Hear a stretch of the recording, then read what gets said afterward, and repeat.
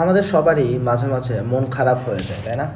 মাঝে মাঝে আমাদের মন খুব ভালো হয়ে যায়, মাঝে মাঝে আমরা এক্সাইটেড হয়ে যাই, মাঝে মাঝে আমরা একদম যেন ডিপ্রেসড হয়ে যাই, একদম নিষ্প্রাণ হয়ে পড়ি। তাহলে এই যে আমাদের বিভিন্ন রকম ইমোশনাল স্টেট, এই সময় আমাদের ব্রেইনে কোন কোন নিউরো ট্রান্সমিটার আসলে অ্যাক্টিভ রোল প্লে করে, বা কোন কোন নিউরো ট্রান্সমিটার এইখানে আমাদের এই ইমোশনের সাথে জড়িত। আমাদেরকে যখন অ্যান্টিডিপ্রেসেন্টের আলোচনা করা হয় তখন আসলে প্রথমে এই ব্যাপারটা বুঝতে হবে। তাহলে আগে আমরা এটা বুঝি যে কোন কোন নিউরো ট্রান্সমিটার আমাদের ইমোশনের সাথে রিলেটেড। সবার আগে যেটা নাম বলবো সেটা হচ্ছে সেরোটোনিন। সেরোটোনিন নিউরো ট্রান্সমিটারের ব্যাপারটা কি? এখানে বেসিক কনসেপ্টটা হচ্ছে এই, মনে করি এটা একটা প্রি সাইন্যাপটিক নার্ভ, এটা একটা পোস্ট সাইন্যাপটিক নার্ভ। তাহলে এটা মনে করি একটা সাইন্যাপস, ঠিক আছে? এখন প্রি সাইন্যাপটিক নার্ভ থেকে আমাদের কিছু নিউরো ট্রান্সমিটার রিলিজড হয় এবং পোস্ট সাইন্যাপটিক নার্ভের নির্দিষ্ট রিসেপ্টরে তারা অ্যাটাচড হয়। যখন অ্যাটাচড হয় সেইখান থেকে একটা রেসপন্স আসলে ক্রিয়েট হয় এবং সেইটা আমাদের এই ইমোশনের সাথে আমরা আসলে রিলেভেন্ট বা রিলেভেন্সি খুঁজে পাই। সেরোটোনিনের ক্ষেত্রে ব্যাপারটা কি? সেরোটোনিনের ক্ষেত্রে ব্যাপারটা হচ্ছে আমাদের যেই মুড, এই মুড রেগুলেশন সেরোটোনিনের সাথে রিলেটেড।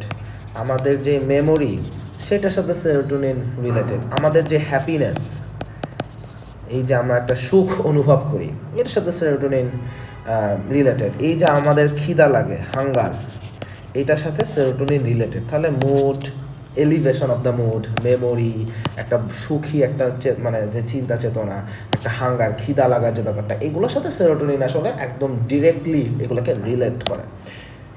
ঠিক একইভাবে যদি কোনো কারণে সেরোটোনিনের পরিমাণ কমে যায়, সেরোটোনিন কম পরিমাণে নিঃসৃত হয়, তখন আসলে দেখা যাচ্ছে ডিপ্রেশন ডেভেলপ করে।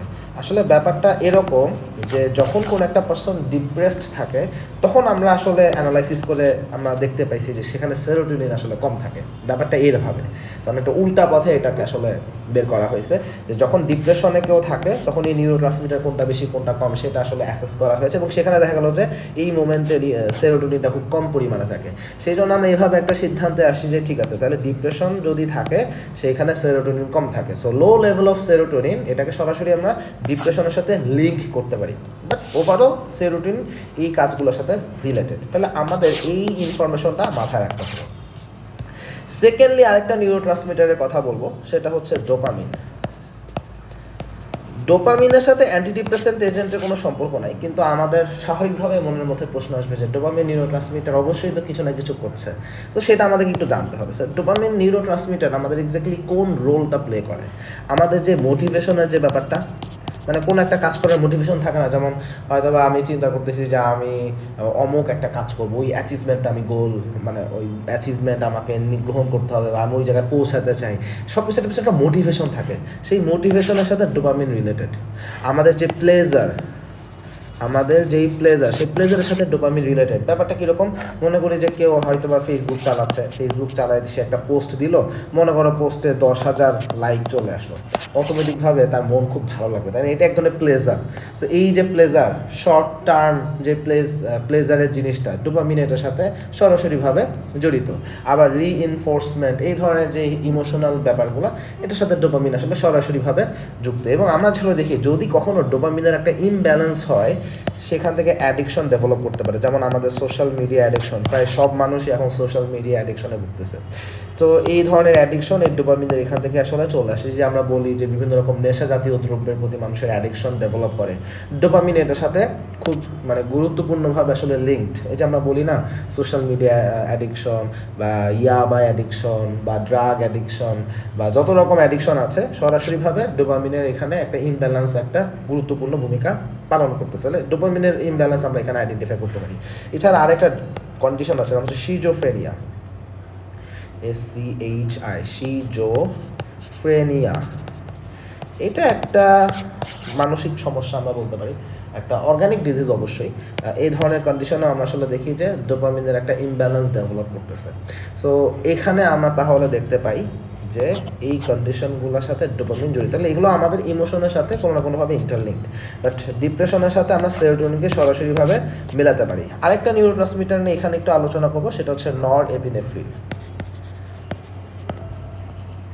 এখন নরএপিনেফ্রিনের কথা বললে আমাদের মাথায় সবার আগে কী চিন্তা হয়? আমাদের মাথায় চিন্তা হয় যে আমাদের কোনো একটা অ্যাড্রেনার্জিক রিসেপ্টর আছে, এই অ্যাড্রেনার্জিক রিসেপ্টরের সাথে যখন নরএপিনেফ্রিন যুক্ত হয় সেটার জন্য আমি সিম্প্যাথেটিক রেসপন্স আসলে পাই। কথা খুবই সত্য, কিন্তু একই সাথে এই নরএপিনেফ্রিনের জন্য ইমোশনাল কিছু ইফেক্টও আমরা আসলে পাই থাকি। কিভাবে? দেখা যাচ্ছে যে আমাদের বডি যে অ্যাক্টিভ হওয়ার যে ব্যাপারটা না, একটা মানুষের যে অ্যাক্টিভনেস, হ্যাঁ, একটা ডেঞ্জারাস কোনো একটা সিচুয়েশন, কোনো একটা স্ট্রেসফুল সিচুয়েশন, সেখানে যে সাহস নিয়ে ব্যাপারটাকে ডিল করার যে ব্যাপারটা, সো এই জিনিসটা কিন্তু নরএপিনেফ্রিনের সাথে রিলেটেড। তাহলে আমাদের বডিকে যে কোনো রকম ক্রিটিক্যাল একটা মোমেন্টে যে অ্যাক্টিভেট করার ব্যাপারটা, সেইটা সরাসরি নরএপিনেফ্রিনের সাথে জড়িত। আবার এই যে অ্যালার্টনেসের ব্যাপারটা, এইগুলো সব কিছুই আসলে দেখা যাচ্ছে নরএপিনেফ্রিন এর সাথে ডিল করে। যে কোনো রকম স্ট্রেসফুল ইভেন্টে হিউম্যানের সার্ভাইভালের জন্য আমাদের এই নরএপিনেফ্রিনটা গুরুত্বপূর্ণ। যেমন আমি অটোনমিক নার্ভাস সিস্টেমের সময় ব্যাখ্যা করার সময় ব্যাখ্যাটা এভাবে দিই অনেক সময়, যে মনে করি যে আমি এখানে আছি, এখানে আমরা অনেকগুলো মানুষ আছি, এখান থেকে 200 মিটার দূরে কোনো একটা বোম ব্লাস্ট হয়েছে। যখন একটা বোম ব্লাস্ট হয়, মানুষ কি সাথে সাথে ভয় পেয়ে যায় এবং সে সার্ভাইভ করতেছে, এবং সার্ভাইভ করার জন্য সে কী করে, সে খুব দ্রুত দৌড়ায় একটা নিরাপদ স্থানে পৌঁছাতে চায়। এই মোমেন্টে তার হিউম্যান ফিজিওলজিক্যাল দিক থেকে যেই সকল সাপোর্ট যত রকমভাবে দরকার, পুরা ব্যাপারটাকেই রেগুলেট করে হলো নরএপিনেফ্রিন। সো সার্ভাইভালের জন্য আমাদেরকে অ্যালার্ট হয়ে যে একটা নিরাপদ জায়গায় পৌঁছানো বা বডিকে যে কোনোভাবে সেই জায়গাটাতে সার্ভাইভ করতে যা যা দরকার, সেই রেসপন্সটার জন্য আমাদের আসলে এই নরএপিনেফ্রিন সরাসরিভাবে কাজ করে। ডিপ্রেশনের সাথে এদের সম্পর্ক কী? ডিপ্রেশনের সাথে আসলে আমাদের ক্লিনিক্যাল অ্যাসপেক্ট থেকে সেরোটোনিন এবং নরএপিনেফ্রিনের আমরা আসলে একটা ক্লিনিক্যাল অ্যাসপেক্ট খুঁজে পাই বা একটা প্র্যাকটিক্যাল অ্যাসপেক্ট খুঁজে পাই। কী হবে? সেরোটোনিন সরাসরিভাবে আমরা আসলে ডিপ্রেশনের সাথে লিঙ্ক করতে পারি, যে যখন কোনো একটা পার্সন ডিপ্রেসড হয়ে যাচ্ছে সেই মোমেন্টে সেরোটোনিন লেভেল কম থাকে, এবং সেরোটোনিন লেভেল যদি একটু বেশি থাকে সেখানে পার্সনের ক্ষেত্রে আমরা আসলে দেখতে পাই যে সে একটু হ্যাপিনেস ফিল করে। তাহলে সেরোটোনিনটা আমাদের এখানে ডিপ্রেশনের এখানে একটা ফার্মাকোলজিক্যাল অ্যাসপেক্ট থেকে একটা সাপোর্টিভ ম্যানেজমেন্ট হতে পারে। নরএপিনেফ্রিনটা কেন দরকার? কিছু কিছু সময় মানুষ যখন খুব বেশি ডিপ্রেসড হয়ে যায়, সে একদম দুনিয়ার যেন সকল কিছুর প্রতি তার মানে আগ্রহ কমে যায়, সে সারাদিন ঘরের মধ্যে মন খারাপ করে বসে থাকে, কোনো কাজ করতে পারতেছে না। ওই যে বেঁচে থাকার একটা আগ্রহ, একটা কাজ করার আগ্রহ, এই যে প্রতিকূল পরিবেশে সামনে আগায় যাব, এই যে একটা সার্ভাইভাল যেই ইনস্টিংক্ট, সেটা আসলে কমতে থাকে। সো এইখানে আমরা এরকম সিচুয়েশন আমরা বলি মেজর ডিপ্রেসিভ ডিসঅর্ডার। এই জায়গাটাতে যদি নরএপিনেফ্রিন লেভেলটা একটু এলিভেটেড হয়, সেখানে একটু অ্যালার্টনেস বাড়বে। থিওরিটিক্যাল জায়গা থেকে চিন্তাটা হলো এরকম, এবং এই কারণে অ্যান্টিডিপ্রেসেন্ট ড্রাগ নিয়ে যখন আমরা আলোচনা করবো, আমরা দেখবো যে ঘুরে ফিরে এমন ড্রাগকে আমরা আসলে আলোচনা করতেছি, এমন ড্রাগকে আমরা ইউজ করতেছি যারা এই দুইটা নিউরোট্রান্সমিটার লেভেলের উপরেই কাজ করে থাকে। তাহলে এটা গেলো আমাদের একটা বেসিক কথা, যে এই দুইটা নিউরোট্রান্সমিটার নিয়ে আমাদের মূল আলোচনাটা আসলে চলে আসে। এখন হিসাবটা আসলে কীরকম? তাহলে এখান থেকে এতক্ষণ আমি যে আলোচনা করলাম, এখান থেকে আমাদেরকে একটা জিনিস মাথায় রাখতে হবে, সেটা হচ্ছে আমাদের নিউরোট্রান্সমিটার লেভেলে, ব্রেইনের কথা বলতেছি, এখানে যদি সেরোটোনিন বেশি বেশি করে কাজ করতে পারে, তাহলে সেইটা আমাদের ডিপ্রেশনের এগেইনস্টে একটা অ্যাপ্রোচ হইতে পারে। ঠিক একইভাবে যদি আমরা নরএপিনেফ্রিন লেভেলটাকেও বাড়াইতে পারি, ডিপ্রেশন জনিত কিছু সমস্যার সমাধানে সেটা হেল্প করতে পারে। সরাসরিভাবে ডিপ্রেশনে হেল্প করতেছে সেটা আমি বলছি না, কিন্তু ডিপ্রেশন জনিত সমস্যার একটা সমাধানে সেটা একটু হেল্পফুল হতে পারে। যেমন আমাদের এই মেজর ডিপ্রেসিভ ডিসঅর্ডার, সেখানে যে তার জীবনে সকল আগ্রহ হারায় ফেলতেছে, ঘর কোনো হয়ে চুপ করে বসে থাকতেছে, কোনো অ্যালার্টনেস নাই, কোনো কিছুতে আগ্রহ নাই। সো ওই জায়গাটাতে সার্ভাইভাল ইনস্টিংক্ট আস্তে আস্তে কমতে থাকে। সার্ভাইভালের জায়গা থেকে তার একটু অ্যালার্ট হওয়া দরকার, তার একটু ঝেড়ে কাশা দরকার। আমরা বলি না যে একটু উঠে দাঁড়াও, এই মোটিভেশনটা আসলে দেখা যাচ্ছে নরএপিনেফ্রিন যদি আমরা বাড়াইতে পারি একটু চেঞ্জ হইতে পারে। সো এই জায়গা থেকে ফার্মাকোলজিক্যাল অ্যাসপেক্ট থেকে আমরা এই দুইটা জায়গায় তাহলে আমাদের কনসার্ন হয়ে যায় যে নিউরোট্রান্সমিটার লেভেলে এরা যেন বেশি বেশি করে কাজ করতে পারে, তাহলে আমরা একটা ড্রাগ রিলেটেড আমরা একটা সাপোর্ট এখানে আসলে প্রোভাইড করতে পারি। সো এইখান থেকে আমাদের তাহলে অ্যান্টিডিপ্রেসেন্ট ড্রাগগুলোর আসলে উৎপত্তি শুরু।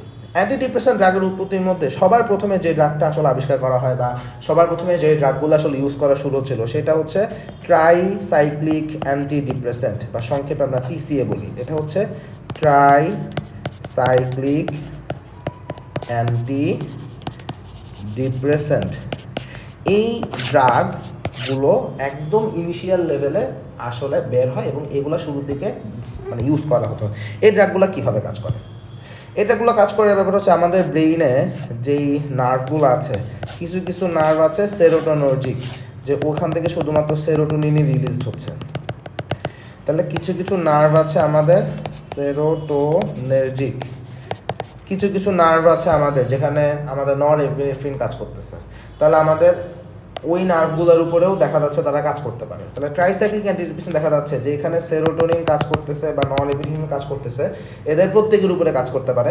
এবং কিভাবে কাজটা করে, নর্মালি নিউরোট্রান্সমিটারের খেলাটা কিভাবে খেলে বা এখানে মেকানিজমটা কী বা আমরা আসলে কী হইতে দেখি। মনে করি এটা হচ্ছে প্রি সাইন্যাপটিক নার্ভ, এটা হচ্ছে প্রি সাইন্যাপটিক নার্ভ, এটা হচ্ছে পোস্ট সাইন্যাপটিক নার্ভ, আর এটা হচ্ছে সাইন্যাপটিক পুরো সাইনঅপস এটা, ঠিক আছে। এখন সিনাপস, পুরো সিনাপস। এখন এখানে প্রথমে কি নিউরোট্রান্সমিটার প্রডিউস হচ্ছে, মনে করি সেরোটোনিন বা নরএপিনেফ্রিন এখানে প্রডিউস হয়েছে। প্রডিউস হওয়ার পর কি এটা যখন একটা নির্দিষ্ট স্টিমুলেশন আসে তখন এটা রিলিজড হয়, রিলিজড হয়ে সাইন্যাপটিক ক্লেফটের এখানে চলে আসে এবং এখানে কিছু নির্দিষ্ট রিসেপ্টর থাকে। এইখানে দেখা যাচ্ছে নিউরোট্রান্সমিটারগুলো এই রিসেপ্টরের সাথে বাইন্ড করে, বাইন্ড করার পরে সেই অনুযায়ী আমি একটা রেসপন্স পাচ্ছি হিসাবে এটা। এখন যখন এই নিউরোট্রান্সমিটারগুলো এখানে কাজ করতেছে, এরপরে কি হয়, এরপরে নিউরোট্রান্সমিটারটা দেখা যায় এইখানে কিছু চ্যানেল থাকে, এখানে কিছু ট্রান্সপোর্টার চ্যানেল থাকে, ট্রান্সপোর্টার কিছু প্রোটিন বা ট্রান্সপোর্টার চ্যানেল যেভাবেই বলি না কেন জিনিস আসলে এই পোর্টার চ্যানেলগুলো থাকে ট্রান্সপোর্টার, যেখানে এই নিউরোট্রান্সমিটার আবার ব্যাক করে যুক্ত হয়, যুক্ত হওয়ার পরে সেটা আবার তার উৎপত্তি স্থলে ফেরত আসে। তাহলে ঘটনাটা কি দাঁড়াইলো, প্রথমে একটা প্রি সাইন্যাপটিক নার্ভ, সেইখান থেকে নিউরোট্রান্সমিটার রিলিজড হইলো, রিলিজ হওয়ার পর সে তার নির্দিষ্ট রিসেপ্টরের উপর কাজ করলো এবং কাজ করার পরে সে আবার এই ট্রান্সপোর্টার চ্যানেলের মাধ্যমে প্রি সাইন্যাপটিক নার্ভে আবার ফেরত আসতেছে, ফেরত যখন আসলো এরপর আবার নার্ভের মধ্যে সেটা আবার ফার্দার মেটাবোলাইজড হয়ে যায়, আবার নতুন নিউরোট্রান্সমিটার প্রডিউস হয়, আবার তারা এইভাবে সেম ওয়েতে কাজ করতে থাকে, এইভাবে সাইকেল চলতে থাকে। এখন কথা হচ্ছে একটা নর্মাল মানুষের যেভাবে চলতেছে, আমার যখন কোনো একটা পার্সনের ডিপ্রেশন আছে সেখানে আমাদের উদ্দেশ্য হচ্ছে নিউরোট্রান্সমিটার যেন এখানে বেশিক্ষণ উপস্থিত থাকতে পারে বা বেশি বেশি কাজ করতে পারে। আমি কিভাবে এটা করতে পারি, এটা করার উপায় হচ্ছে আমাদের এই যে রিআপটেক প্রসেস, এই যে একটা ট্রান্সপোর্টার চ্যানেলের মাধ্যমে নিউরোট্রান্সমিটার আবার তার আগের প্রিসাইন্যাপটিক নার্ভে ফেরত আসতেছিল, এই ফেরত আসার প্রসেসটাকে আমরা বলছি রিআপটেক। সো আমরা যদি এখানে এই ট্রান্সপোর্টার প্রোটিন বা ট্রান্সপোর্টার চ্যানেলটাকে ব্লক করে দিতে পারি তখন নিউরোট্রান্সমিটারটা কিন্তু ব্যাক করতে পারতেছে না। সো নিউরোট্রান্সমিটার বেশি সময় ধরে এখানে কাজ করতে পারে। সো আমি যদি রিআপটেক প্রসেস এটাকে যদি বন্ধ করে দিতে পারি তাহলে আমার নিউরোট্রান্সমিটারগুলো এখানে বেশি সময় ধরে থাকে, বেশি সময় ধরে কাজ করতে পারে এবং আমার যে চাওয়া সেই চাওয়াটা এখানে পূরণ হয়। সো দেখা যাচ্ছে যখন আমরা ট্রাইসাইক্লিক অ্যান্টিডিপ্রেসেন্ট ইউজ করি সেইখানে আমাদের সেরোটোনিন আবার আমাদের নরএপিনেফ্রিন বা নরঅ্যাড্রেনালিন এদের রিআপটেক এটা আসলে ইনহিবিটেড হয়, রিআপটেক ইনহিবিশন হয়। সো আমাদের এই সাইন্যাপটিক ক্লেফটে তখন বেশি বেশি পরিমাণ নিউরোট্রান্সমিটার থাকে, বেশি সময় ধরে তারা কাজ করতে পারে। সো ট্রাইসাইক্লিক অ্যান্টিডিপ্রেসেন্ট তাহলে একই সাথে আমাদের এই ডিপ্রেশন থাকলে এই সাপোর্টটা দিতে পারে। দ্যাটস ওয়াই এটা খুব মানে দারুণ মানে অ্যান্টিডিপ্রেসেন্ট হিসেবে অসাধারণ কাজ করে, কোনো সন্দেহ নেই। কিন্তু এখানে একটু ঝামেলা হয়ে গেছে। ঝামেলাটা কি জিনিস, সেটা হচ্ছে ট্রাইসাইক্লিক অ্যান্টিডিপ্রেসেন্ট আরও অনেকগুলা নিউরো মানে আমাদের কি বলবো এটাকে রিসেপ্টরের উপর কাজ করে। এটা যে শুধুমাত্র এই আমার ট্রান্সপোর্টার চ্যানেলের উপর কাজ করতেছে তা না, এটা দেখা যাচ্ছে শুধু এই আমাদের সেরোটোনিন বা নরএপিনেফ্রিন রিআপটেক হওয়ার যে ট্রান্সপোর্টার প্রোটিন বা ট্রান্সপোর্টার চ্যানেল শুধু যে তার উপর কাজ করে সেটা না, এটা আরও অনেকগুলা রিসেপ্টরের সাথে যুক্ত হয়ে বসে আছে। কি কি দেখা যাচ্ছে, আমাদের মাস্কারেনিক রিসেপ্টর যেগুলা, মাস্কারেনিক রিসেপ্টর তাদের সাথে সে যুক্ত হচ্ছে। আমাদের যে আলফা রিসেপ্টর বা আলফা অ্যাড্রেনার্জিক রিসেপ্টর সেটার সাথে যুক্ত হচ্ছে। আলফা 1 রিসেপ্টর বললে আরও স্পেসিফিকভাবে বলা যেতে পারে, এগুলোর উপর যুক্ত হচ্ছে। আবার দেখা যাচ্ছে কিছু কিছু জায়গায় হিস্টামিন রিসেপ্টরের সাথে সে যুক্ত হইতে পারতেছে। এখন দেখা যাচ্ছে সে আরও অনেকগুলো রিসেপ্টরের সাথে যুক্ত হয়ে বসে আছে। যখন যুক্ত হয়ে বসে আছে সে মাসকানিক রিসেপ্টরকে ব্লক করে ফেলতেছে, সে আলফা রিসেপ্টরকে ব্লক করে ফেলতেছে। যখন এই ব্লকেটগুলো হচ্ছে মাসকানিক রিসেপ্টর বা আলফা রিসেপ্টর, তখন এইটার জন্যও কিন্তু আমি কিছু ইফেক্ট পাবো। যে কোনো একটা ড্রাগ যদি মাসকারিনিক রিসেপ্টরকে ব্লক করে দেয়, তাহলে আমি সেইটার জন্য কি অ্যান্টি মাসকারিনিক ইফেক্ট পাবো, রাইট? অ্যান্টি মাসকারিনিক ইফেক্ট পাবো। আবার দেখা যাচ্ছে সে যদি আলফা 1 রিসেপ্টরকে ইনহিবিট করে, তাহলে কিন্তু আমি এই অনুযায়ী কিছু এক্সট্রা ইফেক্ট পাবো। তাহলে কি কি দেখা যাচ্ছে যে আলটিমেটলি ট্রাইসাইক্লিক অ্যান্টিডিপ্রেসেন্ট যদিও আমাদের ডিপ্রেশনের এগেনস্টে খুব ভালো কাজ করতেছে, কিন্তু এখানে আমি এক্সট্রা কিছু অটোনমিক ইফেক্ট পাচ্ছি যেটা আমরা এই মুহূর্তে চাইতেছি না। যেমন অ্যান্টিমাসকারিনিক কোন কোন ইফেক্টগুলো আমরা এখানে বেশি প্রবলেম ফেস করি? আমরা এখানে দেখি যে পেশেন্টের ক্ষেত্রে ইউরিনারি রিটেনশন ডেভেলপ করতেছে, এটা একটা ঝামেলা। অনেক পেশেন্টের ক্ষেত্রে দেখা যাচ্ছে কনস্টিপেশন ডেভেলপ করতেছে, এটা আরেক ঝামেলা। কনস্টিপেশন, ইউরিনারি রিটেনশন, এগুলো ঝামেলা। কোনো পেশেন্টের যদি গ্লুকোমা থাকে, সেখানে এটা দেখা যাচ্ছে ঝামেলা ক্রিয়েট করতেছে। এখানে পেশেন্টের অ্যাকিউট গ্লুকোমা হওয়ার রিস্ক বেড়ে যাচ্ছে বা গ্লুকোমা ফ্লেয়ার আপ হইতে পারে। মূল কথা হচ্ছে গ্লুকোমা থাকলে এটা প্রবলেম ক্রিয়েট করতেছে। তাহলে আবার দেখা যাচ্ছে সে যেহেতু আলফা 1 রিসেপ্টরকে অ্যান্টাগোনাইজ করতেছে, পেশেন্টের ক্ষেত্রে হাইপোটেনশন ডেভেলপ করতে পারে। তাহলে এখানে সমস্যা হচ্ছে আমার মূল পারপাস যেটা আমি চাচ্ছিলাম, সেই মূল পারপাস সার্ভ হলো আমার এখানে যেহেতু কিছু অটোনমিক রিসেপ্টর ইনভলভ হয়ে যাচ্ছে, আমি কিছু ঝামেলা পাইতেছি, কিছু অ্যাডভার্স ইফেক্ট পাচ্ছি যেটা প্রবলেম্যাটিক। এখানে আরও কিছু মেজর প্রবলেম আছে। মেজর প্রবলেম হচ্ছে আমাদের যে কার্ডিয়াক মেমব্রেন, এই কার্ডিয়াক মেমব্রেনের সাথে ট্রাইসাইক্লিক অ্যান্টিডিপ্রেসেন্ট যুক্ত হইতে পারে। মনে করি এটা একটা কার্ডিয়াক মাসল, ঠিক আছে? এবং এখানে মনে করি জাস্ট একটা সংক্ষিপ্ত ছবি আঁকাইলাম। মনে করি যে এটা কার্ডিয়াক মাসল, এখানে দেখা যাচ্ছে ট্রাইসাইক্লিক অ্যান্টিডিপ্রেসেন্ট ড্রাগগুলো যুক্ত হইতে পারে। যখন কার্ডিয়াক মেমব্রেনের সাথে ট্রাইসাইক্লিক অ্যান্টিডিপ্রেসেন্ট ড্রাগটা যুক্ত হইতে পারতেছে, এটার পর কিছু ঘটনা ঘটে। ঘটনাটার আলটিমেট রেজাল্ট হচ্ছে এটার কারণে কিউটি প্রলঙ্গেশন হয়। যখন কিউটি প্রলঙ্গেশন হয়, তখন সমস্যাটা হচ্ছে এখান থেকে যে কোনো মোমেন্টে একটা পলিমরফিক ভেন্ট্রিকুলার ট্যাকিকার্ডিয়া বা যেটাকে আমরা টর্সাডাস ডে পয়েন্টে বলি, সেটা ডেভেলপ করার রিস্ক অনেক বেড়ে যায়। ব্যাপারটা কীরকম? কিউটি প্রলঙ্গেশন মানে কি আগে এটা বুঝি। মনে করি একটা ইসিজিতে আমরা কী পাই? পি কিউ আর এস তারপর টি, তাই না? P Q R S T, এই ওয়েভগুলো পাই। এই যে টি ওয়েভ, এটা কি ইন্ডিকেট করে? ইন্ডিকেট করে হচ্ছে আমাদের ভেন্ট্রিকুলার রিপোলারাইজেশন। এখন ভেন্ট্রিকুলার রিপোলারাইজেশন যেই মোমেন্টে হওয়া উচিত তখন না হয়ে একটু পরে হইল। মনে করো এটা এই সময় হওয়া উচিত, সেটা একটু দেরিতে হয়েছে। টি ওয়েভটা আমি এখানে পাইছি। তাহলে এখানে কিউ থেকে টি এর দূরত্ব নর্মালি যা থাকা উচিত ছিল তার থেকে এখন বেড়ে গেল না? এই যে কিউ থেকে টি এর দূরত্ব বেড়ে গেল, এই দূরত্ব বেড়ে যাওয়াটাকে আমরা বলি কিউটি প্রলঙ্গেশন। তাহলে যখন এই কিউটি প্রলঙ্গেশনটা হচ্ছে, তখন মূল সমস্যাটা কি? ভেন্ট্রিকুলার রিপোলারাইজেশন যেই মোমেন্টটা হওয়া উচিত সেই মোমেন্টে হইতে পারে নাই, দেরিতে হচ্ছে। যখনই এই ঘটনাটা দেরিতে ঘটে, এইখান থেকে any moment polymorphic ventricular tachycardia develop করে ফেলতে পারে। এবং সেটাই হচ্ছে টর্সাডাস ডে পয়েন্ট, যেটা একটা খুবই সিভিয়ার একটা অ্যারিথমিক কন্ডিশন, এবং এখান থেকে পেশেন্ট আসলে মারাও যাইতে পারে। সো এটাকে ট্রিট করাও কিন্তু খুব সিরিয়াস একটা ইভেন্ট। দেখা যাচ্ছে টর্সাডাস ডে পয়েন্টে যদি ডেভেলপ করে, পলিমরফিক ভিটি যদি হয়, আমাদেরকে আইভি ম্যাগনেসিয়াম সালফেট আসলে প্রোভাইড করতে হয়।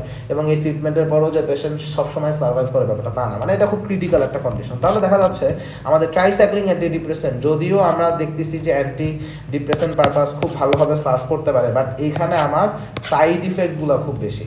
আমার গ্লুকোমার প্রবলেম হচ্ছে, ইউরিনারি রিটেনশন হচ্ছে, কনস্টিপেশন হচ্ছে। সো অটোনমিক সাইড ইফেক্টগুলো আমরা আসলে বেশি পাচ্ছি। আবার এই দিকে একটা কার্ডিয়াক অ্যারিথমিয়া বা একটা সিরিয়াস কমপ্লিকেশন হওয়ার রিস্ক অনেক বেশি বেড়ে যায়। সো এইখান থেকে আসলে দেখা যাচ্ছে ড্রাগ ভালো, ড্রাগের কাজ ভালো, সাইড ইফেক্ট খারাপ। তাহলে আমাদের এই যে সাইড ইফেক্ট এত বেশি হচ্ছে বা আমাদের এত প্রবলেম হচ্ছে, এটার মূল কারণ কি? মূল কারণ হচ্ছে ড্রাগটা অনেকগুলো রিসেপ্টরের উপর কাজ করতেছে। আমাদের আসলে একটা স্পেসিফিক ড্রাগ দরকার যে নির্দিষ্ট রিসেপ্টরের উপরে কাজ করবে। আমাদের আসলে এমন একটা ড্রাগ দরকার যে এইসব এতগুলো রিসেপ্টরের উপর কাজ করবে না, বরং আমার যেটা প্রয়োজন শুধু সেই রিসেপ্টরের উপর কাজ করবে। এখন আমার আসলে কোন কোন রিসেপ্টরের উপর কাজ করলে আমার লাভ আছে? এখানে আমার যদি সেরোটোনিন রিআপটেক এটাকে ইনহিবিট করতে পারে তাহলে আমার লাভ আছে। যদি এটার সাথে সাথে নরএপিনেফ্রিন এই রিসেপ্টর মানে এটার যে রিআপটেক হচ্ছিল সেই রিআপটেক হওয়ার সেই রিসেপ্টরকে যদি ব্লক করতে পারি তাহলেও আমার লাভ আছে। সো এখন এই জন্য আমাদের এমন একটা ড্রাগ দরকার যে ড্রাগের সিলেক্টিভিটিটা বেশি। সো এখান থেকে আমাদের নতুন ড্রাগ আবিষ্কারের যাত্রা শুরু হয় এবং সেখানে আমরা দুই ধরনের ড্রাগ আবিষ্কার করি। একটা হচ্ছে আমাদের SSRI, আর একটা হচ্ছে SNRI। SSRI মানে কি? SSRI মানে হচ্ছে সিলেক্টিভ সেরোটোনিন রিআপটেক ইনহিবিটর, আর SNRI মানে হচ্ছে সেরোটোনিন নরএপিনেফ্রিন রিআপটেক ইনহিবিটর। তার মানে কি দাঁড়ালো? তার মানে হচ্ছে যেটা SSRI এটা শুধুমাত্র সেরোটোনিনের যে রিআপটেক ওইটাকে ইনহিবিট করতেছে, দ্যাটস ওয়াই এটাকে আমি সিলেক্টিভ বলতেছি। আর আরেকটা হচ্ছে SNRI যেটা একই সাথে সেরোটোনিন এবং নরএপিনেফ্রিন এদের রিআপটেক প্রসেসটাকে সে ইনহিবিট করতেছে। আর অন্যান্য রিসেপ্টরের উপর তারা ওইভাবে কোনো কাজ করে না, বা করলেও সেটা আসলে মানে ইউজুয়ালি করে না, আসলে সহজ কথা। সো আমাদের তাহলে ট্রাইসাইক্লিক অ্যান্টিডিপ্রেসেন্টের যে প্রবলেমটা হচ্ছিল সেই প্রবলেমটা এখানে অনেক কমে আসে। সেই প্রবলেমটা এখানে অনেক কমে আসে যে আমাদের ওই অটোনমিক সাইড ইফেক্টগুলো আর তখন আমি আর পাচ্ছি না, তখন আমার এই পারপাসটাই সার্ভ হচ্ছে। তাহলে যদি আমি বলি যে SSRI কীভাবে কাজ করে, আমি খুব সহজভাবে বলতে পারবো যে আমাদের যে প্রি সাইন্যাপটিক নার্ভ আর এখানে আমার পোস্ট সাইন্যাপটিক নার্ভ, এখানে সেরোটোনিনগুলো কাজ করতেছে, তাই তো? তাহলে সেরোটোনিন যেই চ্যানেল দিয়ে বা যেই ট্রান্সপোর্টার প্রোটিন দিয়ে ব্যাক করতেছিল সেই ট্রান্সপোর্টার প্রোটিনটাকে আমরা ইনহিবিট করতে পারতেছি।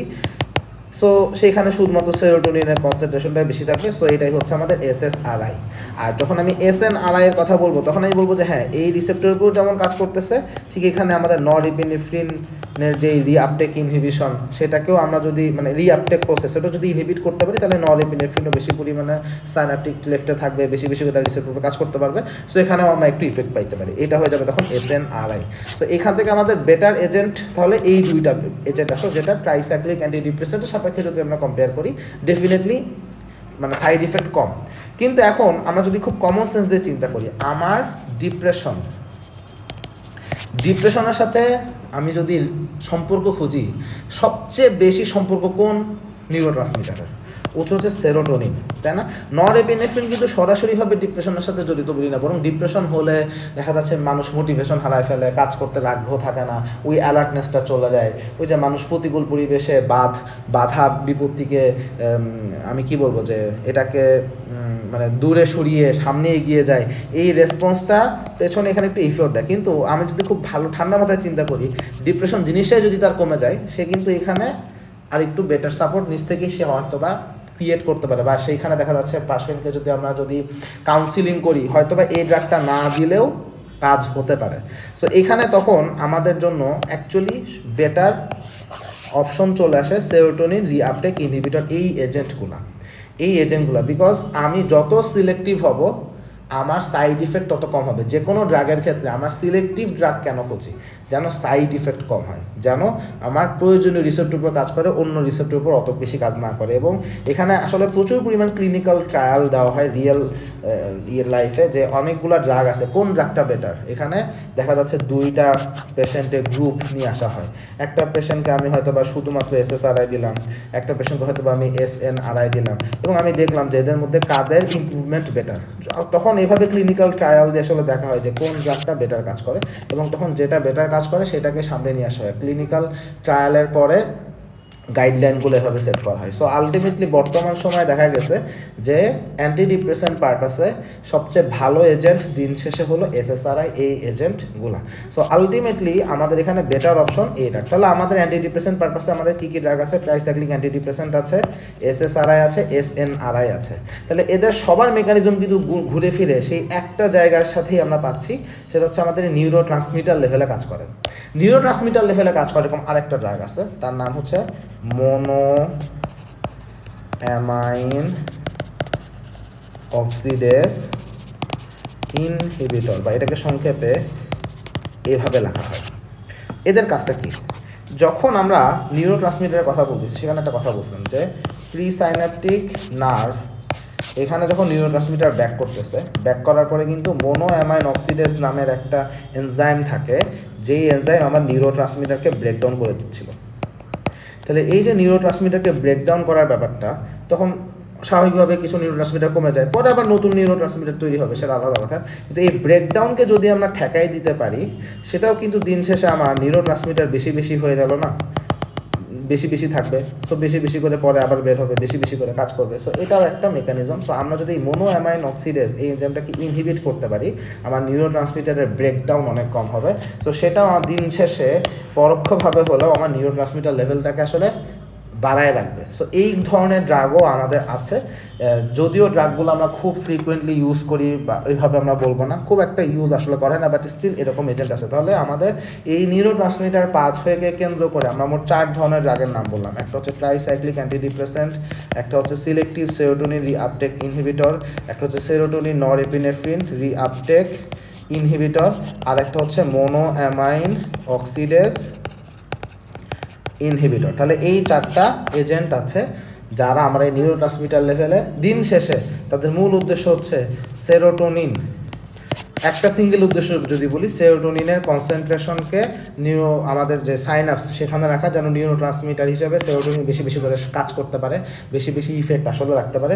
দিন শেষে মূল উদ্দেশ্য এটা। সো এটা হচ্ছে আমাদের বেসিক মেকানিজমের জায়গা, এবং এই মেকানিজমগুলোর ভিত্তি করে আমাদের সকল ড্রাগ আসলে উৎপত্তি লাভ করেছে, এবং এখান থেকেই সব কিছু আলোচনা। হ্যাঁ, এই মেকানিজমগুলোর বাইরেও কিছু অ্যাটিপিক্যাল অ্যান্টিডিপ্রেসেন্ট এজেন্ট আছে যারা একটু ডিফারেন্টভাবে কাজ করে। আমরা এক করে প্রত্যেকের কথাই বলবো, বাট এটা আমাদের বেসিক কনসেপচুয়াল ক্লাস, যেখানে আমরা কমন এজেন্টগুলার একটা বেসিক মেকানিজমের আলোচনাটা করলাম। নেক্সট ক্লাসে ইনশাল্লাহ আমরা সিলেক্টিভভাবে একটা করে ড্রাগ নিয়ে আসলে, বা একটা করে গ্রুপ নিয়ে আমরা আলোচনা করবো ইনশাআল্লাহ।